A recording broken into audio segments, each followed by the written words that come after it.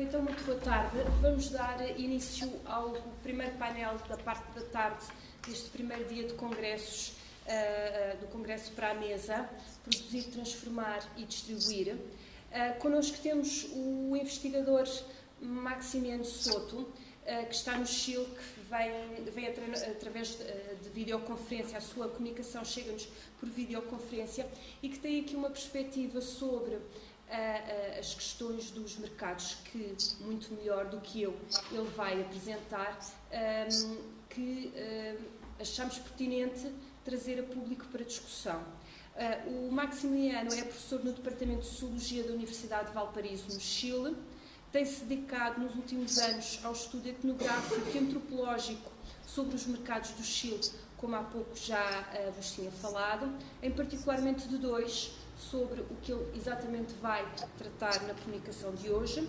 É doutorado em Socioantropologia pela Universidade de Estrasburgo, em França, com uma tese intitulada Processos de Patrimonialização em Bairros Pericentrais.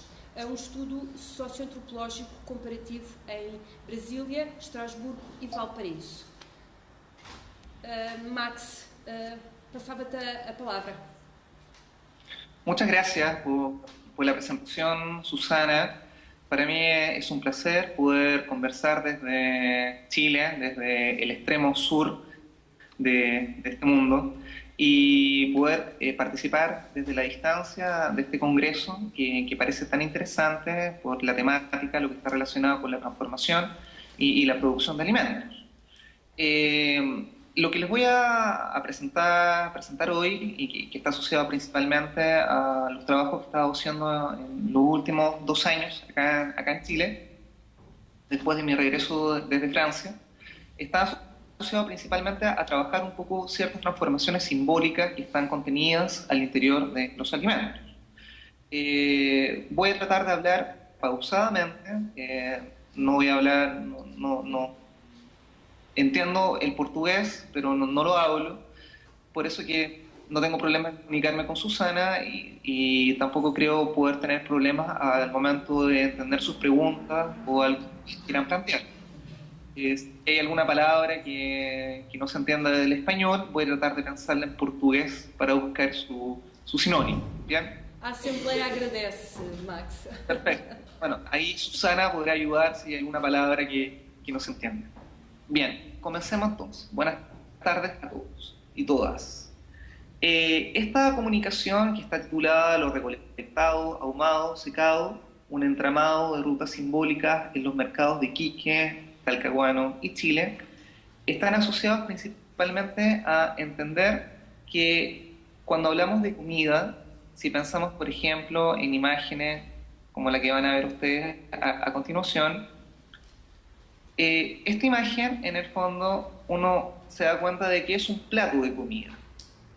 Ahí hay una comida que se sirve, pero que al mismo tiempo es producto de un proceso de transformación de alimentos que vienen desde lo natural a lo cocido y que en este cocimiento se transforma en una idea barroca un poco, donde entra las carnes, las verduras, los condimentos, y de alguna manera eso se sirve. A primera imagen eso parece una comida, un almuerzo, una cena, un jantar, pero en Valparaíso, por ejemplo, eso era durante mucho tiempo era el desayuno de los pescadores. Los pescadores, antes de salir a pescar a la mar, ingestaban eso, comían eso para tener la energía suficiente para poder desarrollar su trabajo. Entonces, cuando hablamos de comida, de alguna manera es como si estuviera contenido una estructura inconsciente de una sociedad. Para Lévi-Strauss, que desarrolló mucho desde el estructuralismo francés durante los años 60, pensando en la mitológica, por ejemplo, lo crudo, lo cocido, desarrolló mucho lo que estaba relacionado con esta transformación, en el sentido de que, planteando de que el interior de una cocina reside inconscientemente el lenguaje de esta estructura, de una estructura social. Ahora, ¿cómo nosotros desciframos la estructura social que está contenida en esto? Para poder entender esa parte, pensamos, por ejemplo, en un tema semántico. Es decir, que en el sentido de Levi-Straussiano, como ustedes pueden ver ahí en la imagen, esperamos que se vea lo suficientemente bien. Vamos a tratar de agrandarla acá un poco. Ahí hay una imagen que está asociada, por ejemplo, a este triángulo original que desarrolló Lévi-Strauss en los años 50 y pudo publicar en los años 60, planteando que de alguna manera lo crudo es semánticamente el estado natural de los alimentos. Ese estado natural trascienden hacia el elemento cocido y que en el fondo de la cultura, lo crudo pasa a lo cocido en el sentido de que lo natural se transforma en cultural, lo salvaje se transforma en domesticado. Pero cuando lo cocido, permanece mucho tiempo cocido, se transforma en podrido. Y ese elemento podrido vuelve a lo natural. Metafóricamente, Lévi-Strauss formuló la idea de que era la civilización. Lo natural pasa a cultural cuando lo crudo se transforma en cocido. Pero cuando lo cocido permanece cocido mucho tiempo y lo cultural se transforma en una civilización, este cocimiento se transforma en podrido. Entonces, en ese momento, planteando los trabajos etnográficos que he estado desarrollando acá en Chile, en dos lugares, Talcahuano en el sur, Iquique en Chile, donde van a ver ustedes una imagen, me hice la idea de que en este triángulo, o al interior de este triángulo, no hay algo que esté vacío. No hay un vacimiento, no hay algo que no existe, sino que al interior de este triángulo hay algo que se denomina un lugar antropológico, un lugar que es antropológico porque hay una identidad, hay una historia, hay una relación, y ese lugar es el mercado. Es en el mercado donde los alimentos llegan, se transaccionan, de alguna manera hay una suerte como de mediación, pero sobre todo hay sujetos, en el sentido de que si hay elementos que son cocidos, es porque alguien los coció. Y se cocieron a través de distintas formas de cocción, a través de caldos, a través de condimentos. Hay mujeres, hay hombres que cocinan, y de esa manera vamos entendiendo de que la cultura, de alguna manera, desde un punto de vista de los alimentos, dejan hablar distintos niveles simbólicos. Si bien la cocina, como lo dice Lévi-Strauss, de alguna manera es un lenguaje en el cual la sociedad traduce inconscientemente su estructura. Pero esta traducción inconsciente de su estructura, que se expresa a través de un lenguaje, al mismo tiempo se inscribe en un texto. Y ese texto, geográficamente hablando, es un territorio. Si pensamos, por ejemplo, en esta imagen en el sur de Chile, en un terreno como es el caso de Talcahuano, ustedes pueden ver en esta imagen de que en el sur de Chile hay una península. Acá está Talcahuano, que es una ciudad-puerto, y al mismo tiempo se conectan con muchas otras ciudades: Dichato, Tomé, Lirquén, Penco. Toda esta región es la región del Biobío. Y nos hacemos la pregunta que si bien el mercado que uno puede encontrar en Talcahuano, que después van a ver unas imágenes, está al mismo tiempo conectado con su territorio. Entonces, si pensamos que la cocina de una cultura, la cocina de una sociedad, se traduce conscientemente a través de un lenguaje, ese lenguaje se expresa a través de un texto, y este texto es visible a través de un territorio. Entonces, ¿con quién nos encontramos? Nos encontramos que hay ciertas prácticas durante mucho tiempo inscritas en este territorio que apelan, por ejemplo, a la recolección de algas. Y esta recolección de algas, por ejemplo, que encontramos que hay muchas personas y han ido durante mucho tiempo recolectando a nivel del mar, desde la orilla. Nos hacemos la pregunta, ¿qué pasa con esta actividad, con estas prácticas? Es que nosotros de alguna manera podemos entender la cocina sin hablar del acto de comer. De alguna manera las prácticas culinarias se expresan a través de un acto. Y ese acto expresa distintos niveles de simbolismo. Si pensamos, por ejemplo, en cómo nosotros llevamos a cabo un estudio etnográfico en función de prácticas culinarias, tenemos que tratar de entender que hay ciertos sujetos que desarrollan un acto práctico, o mejor dicho, prácticas culturales, que permitan etnográficamente entender los niveles de simbolismo que están inscritos en un territorio. Particularmente encontramos acá esta figura de Carmelo Rivas, que hay otra imagen en donde no veo su rostro, no la pude encontrar ahora. Acá vemos su palma. Él comienza a recolectar algas que el mar trae a la orilla, que la naturaleza entrega a la cultura. Él, al momento que recolecta, va tejiendo un lenguaje. Él recolecta todas estas algas y después se las va colocando sobre su espalda, transformándose en una suerte de medusa, y después lleva a los cocimientos, como ustedes pueden ver en otra imagen, que se las voy a mostrar acá. Y él esas algas las cose en una suerte como de grandes estructuras de metal. Están cociéndose alrededor de 2 horas.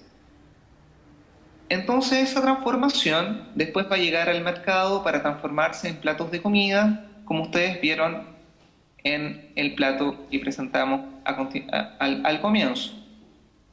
Entonces, cuando nosotros hablamos de que la transformación de los alimentos metafóricamente están asociadas de lo crudo a lo cocido, simbólicamente y semánticamente, detrás de esto hay distintos niveles de simbolismo para poder entender cómo los sujetos se desarrollan y se relacionan simbólicamente con su territorio.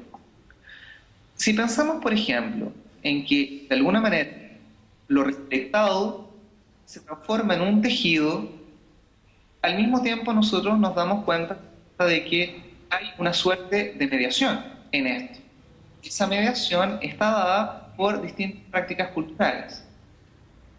Si pensamos, por ejemplo, en nuestro segundo sujeto, que de alguna manera es la señora María.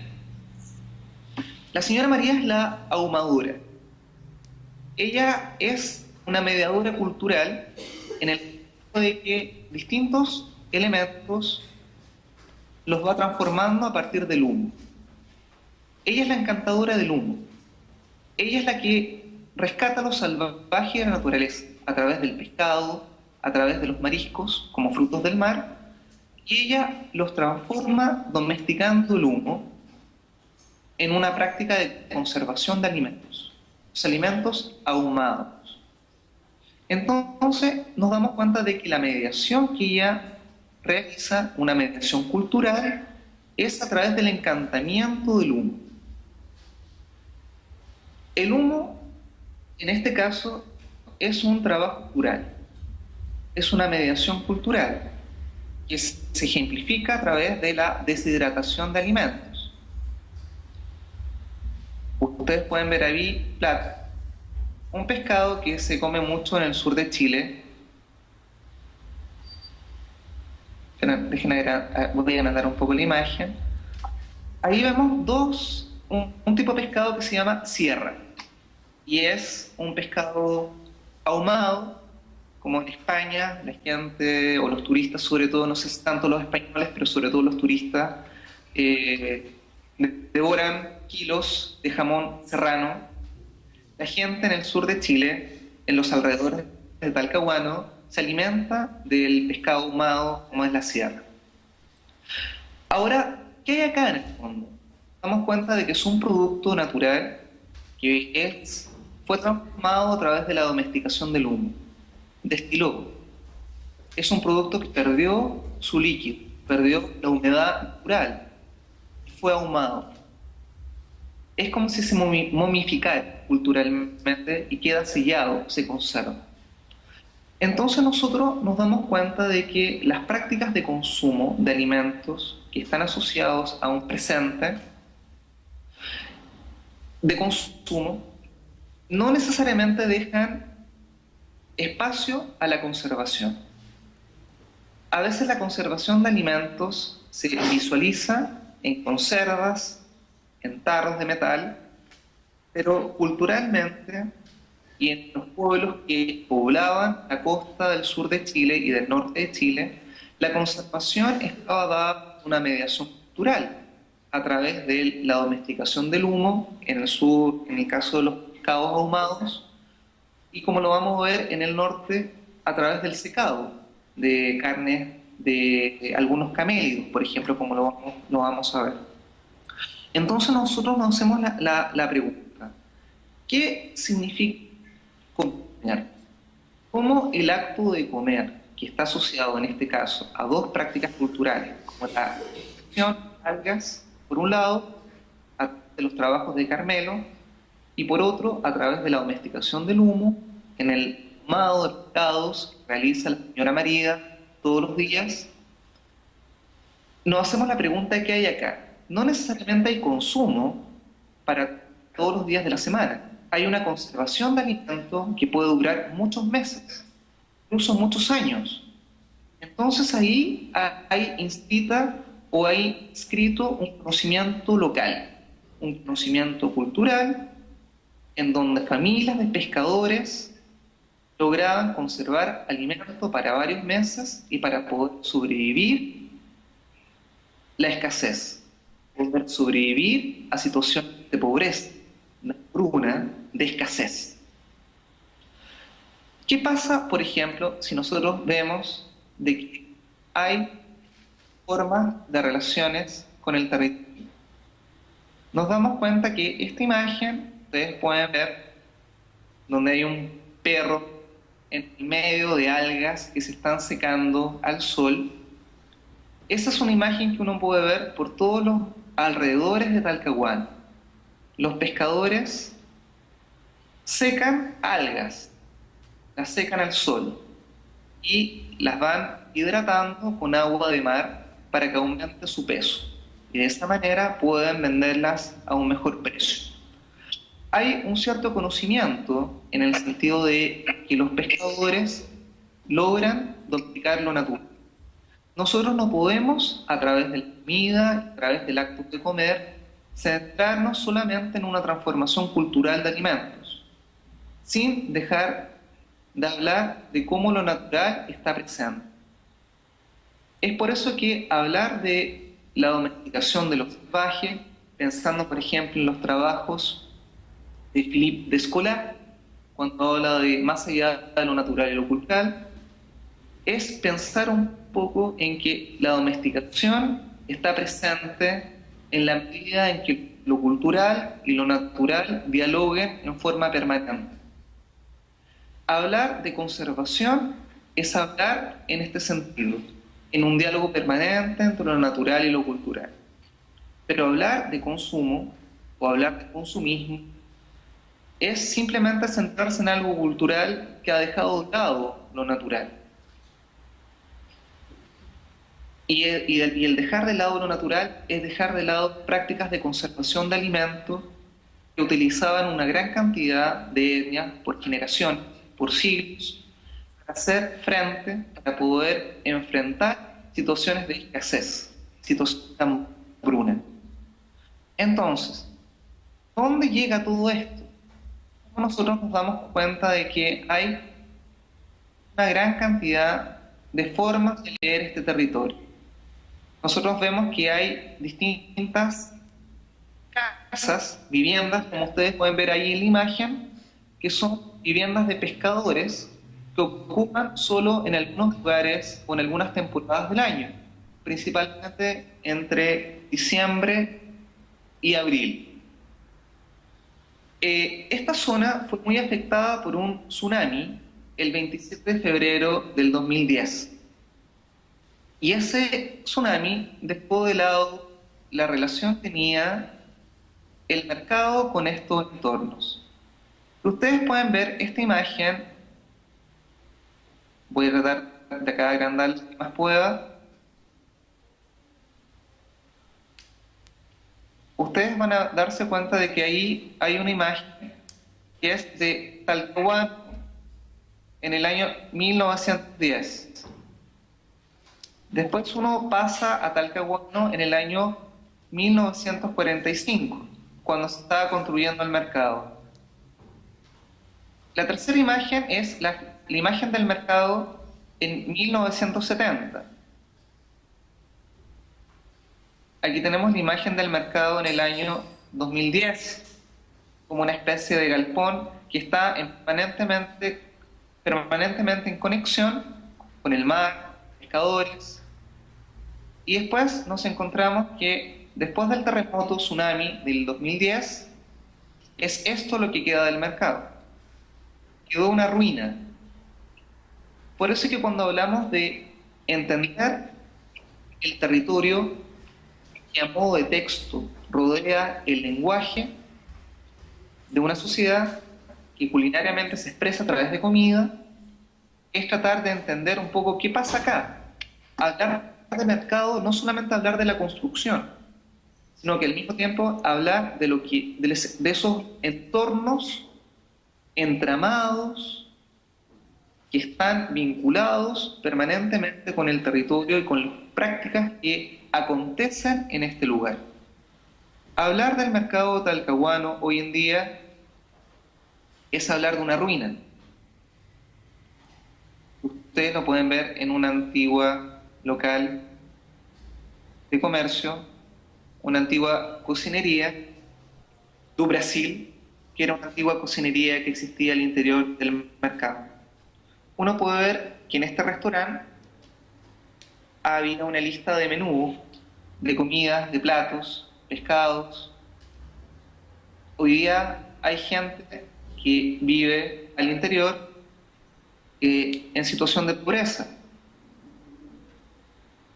Hablar de mercado de alguna manera es tratar de entender o vincularnos con el territorio que semánticamente nos lleva a hacernos preguntas.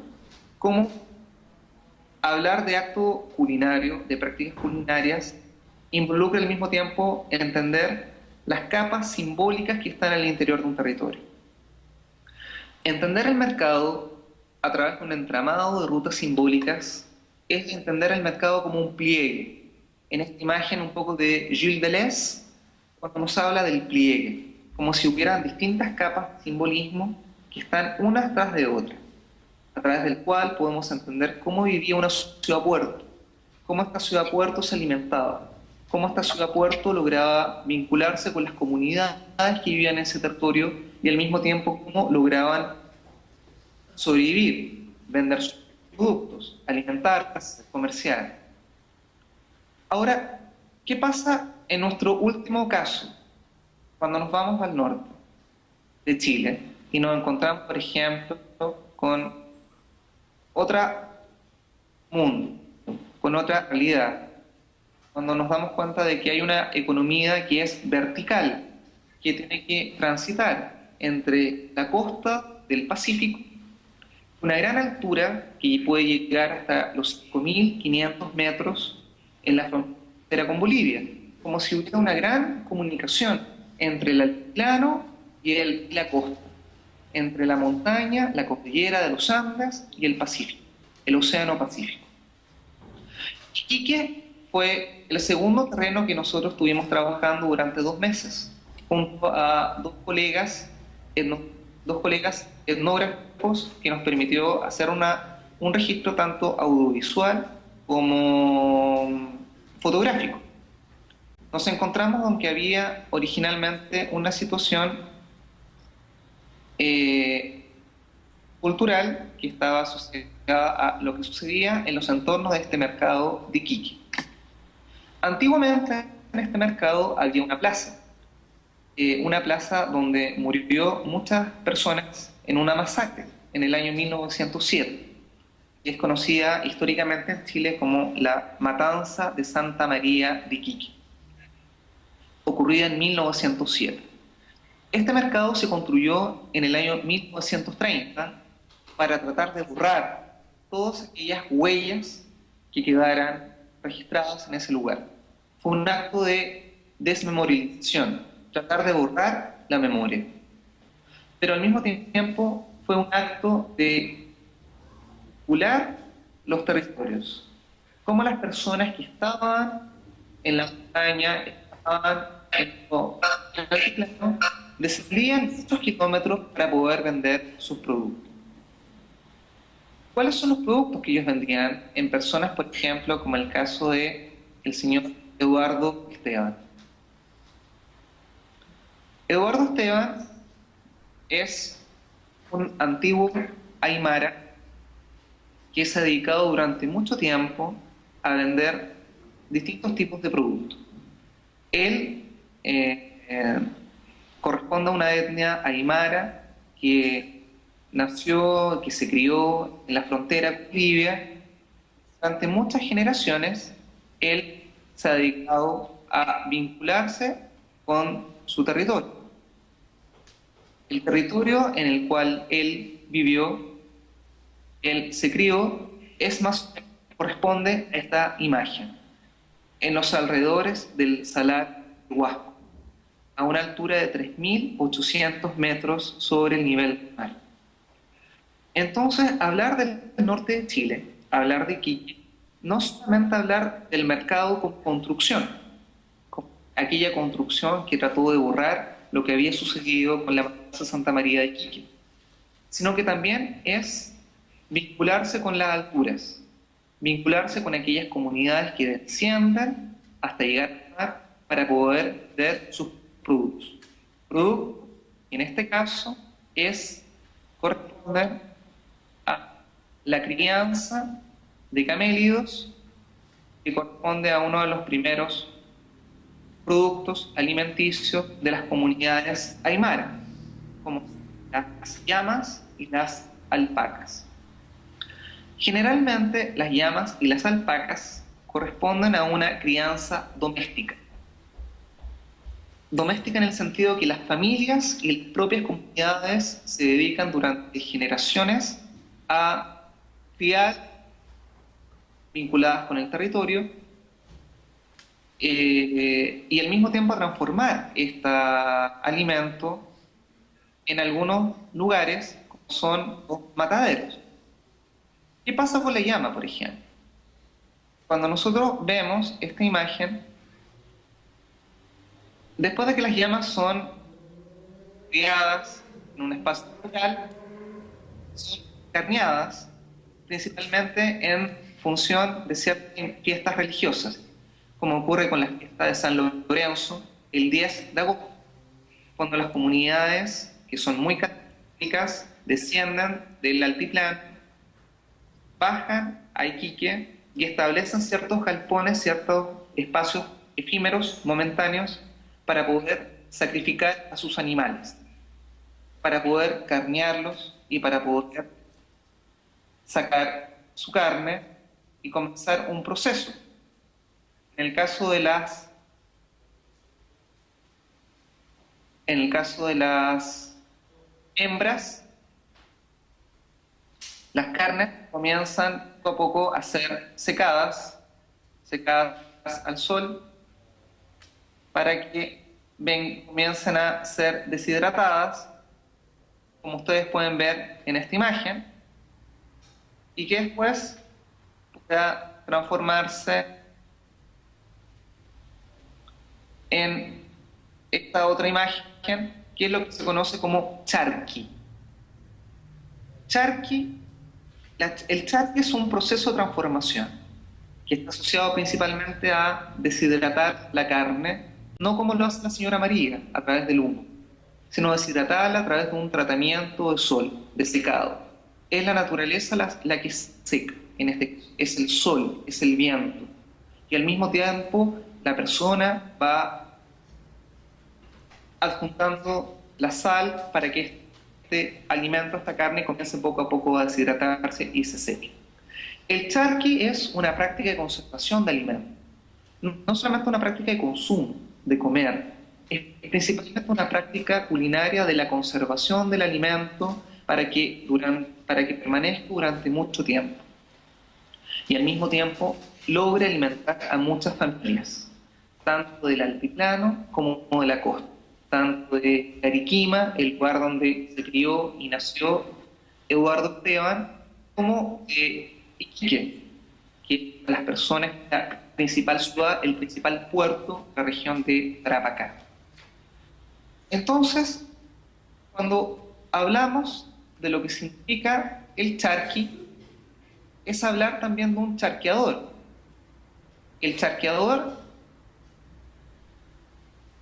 que es el que logra domesticar a la naturaleza para que transforme el alimento, para que conserve el alimento a través del sol, a través del viento y sobre todo a través de la sal. Ahora, si se quiere ingresar este alimento, si se quiere comer, hay que deshidratarlo a través de un caldo y de esa manera hay un tratamiento. Hablar de las distintas prácticas culinarias, en el fondo, involucra también de entender un poco el territorio. Si nosotros pensamos, por ejemplo, en la imagen de Carmelo con estos cocimientos, por ejemplo, como si fuera una olla,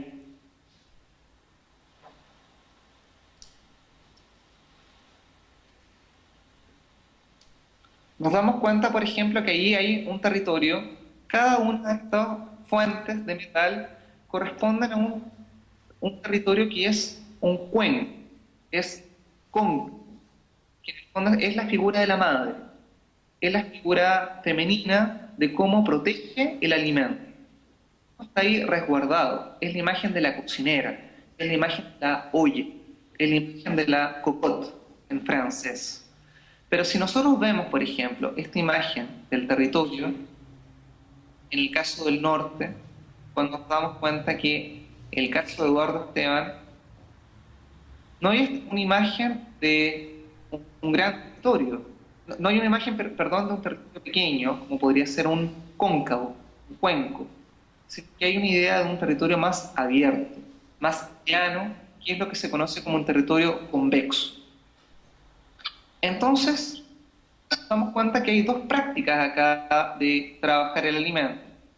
El territorio, como ya lo demostró Lévi-Strauss, en el sentido de que hay una oposición binaria entre un territorio cóncavo que cose, que cocina, es la cocción de los alimentos a través de un cuenco, y por otro lado un territorio convexo, que transforma el alimento a través de un territorio abierto, en donde se domestica los elementos que están contenidos a través del sol, del viento, y que el trabajo o la transformación a través de la sal permite que el charqui de este camélido se logre conservar. Ahora, para terminar y para dejar abierta un poco la conclusión, la idea de esto es tratar de esta presentación como objetivo, es tratar de hacernos una pregunta. ¿Cuál pregunta? Si nosotros, por ejemplo, hacemos recursos o comenzamos a leer las últimas citas que ha publicado la FAO respecto como organismo de las Naciones Unidas para la Alimentación y la Agricultura, y nos dice que, por ejemplo, en el informe del año 2013, o sea, ya hace 4 años, nos decía que alrededor de 300 kilos de comida de habitantes se pierden, son lanzados a la calle como desperdicio. En el fondo corresponden al 30% de la superficie de la agricultura mundial.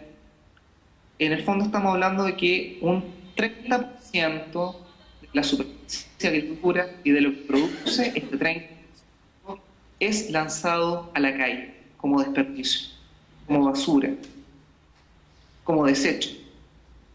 Entonces nos damos cuenta que este consumo del alimento, que hoy día el consumo de alimento es el eje semántico principal en los mercados. Pero ¿dónde está la conservación de alimentos?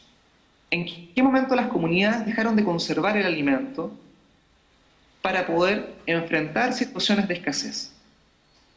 Es por eso que hablar de los mercados hoy en día es tratar de entender simbólicamente qué es lo que rodea culturalmente a estos mercados, a estos lugares de intercambio, de mediación, de mercancía, de transformación de mercancía, de lo que se vende en platos de comida.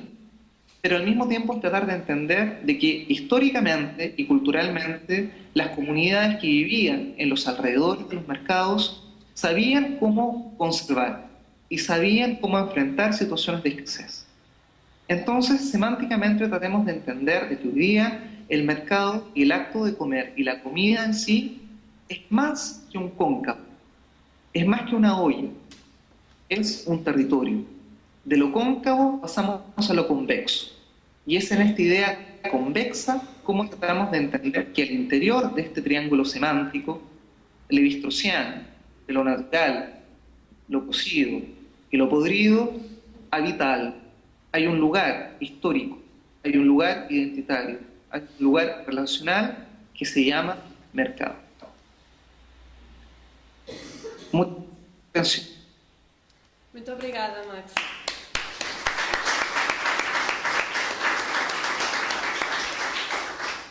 E eu agora perguntava à Assembleia se há dúvidas, questões. O Maximiano está do outro lado. Abríamos agora o debate. Ainda que curto.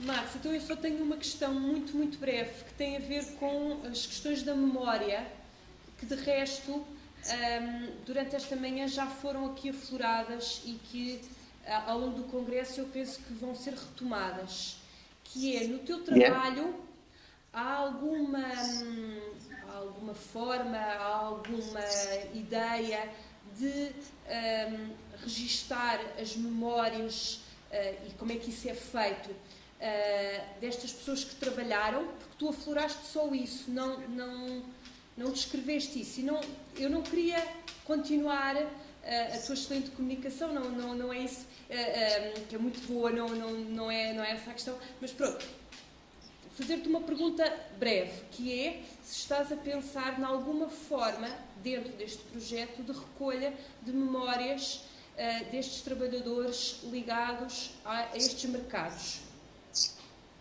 Sí, yo creo que la memoria en sí, metodológicamente, se entiende como un relato recorrido, en el sentido de que la historia de vida, desde la cual emerge una historia que nosotros podemos entender en un lugar, solamente va a poder transmitir el simbolismo que está contenido y los contenidos culturales al mismo tiempo que están al interior de este relato, en la medida en que nosotros acompañemos a las personas, que vayamos con una cámara grabando, que vayamos sacando fotos, que vayamos conversando mientras estas personas van caminando y van realizando cotidianamente lo que ellos realizan todos los días. Por eso que hablar de memoria en sí es al mismo tiempo un ejercicio de memorización, pero de inscripción de la memoria en un lugar cultural. Y nosotros accedemos a este lugar cultural a través de este método del recorrido relatado, cómo las personas van hablando de lo que ellos hacen, lo que hacían sus abuelos, lo que hacían sus abuelas, y de esa manera poco a poco comienza a develarse y transmitirse una memoria que está inscrita en ese lugar, pensando en que la historia de vida es un método muy útil, pero que a veces esa historia de vida no necesariamente va a transmitir todo lo que nosotros queramos como etnógrafo si a la persona la sacamos del lugar donde vive. Tenemos que tratar de tener presente el lugar donde vive, donde habita y donde han vivido otras generaciones, como sus padres y sus abuelos. Obrigada. Perguntava novamente se alguém tem alguma dúvida. Max, muito obrigada por te ter junto a nós. Vamos continuar os trabalhos. Muito obrigada mais uma vez. Dou por encerrada então esta conferência e seguimos já para o próximo painel. Abastecimento alimentar. Desculpem. Próximo painel, abastecer e alimentar. E portanto eu chamava os oradores, o Alejandro, a Joana e o Leonardo, para colocarem aqui, se não o fizeram, os PowerPoints. Obrigada, Max. Até logo. Obrigado. Até logo.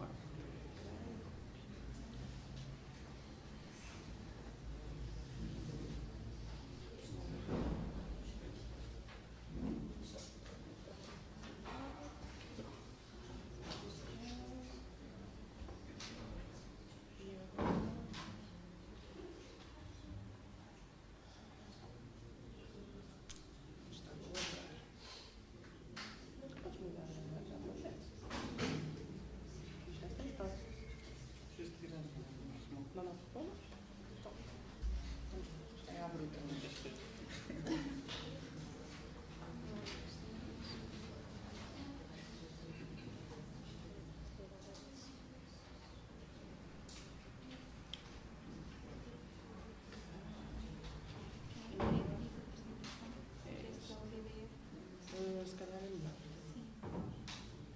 Nunca se sabe. Aqui isto tudo desformatar e tudo mais.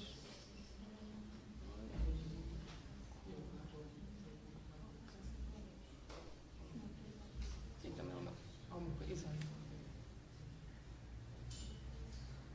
Isto não estamos no contexto. Exato. Aqui ficamos já na mesa.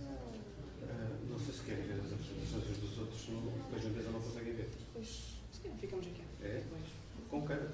Eu vou chamar. Ok.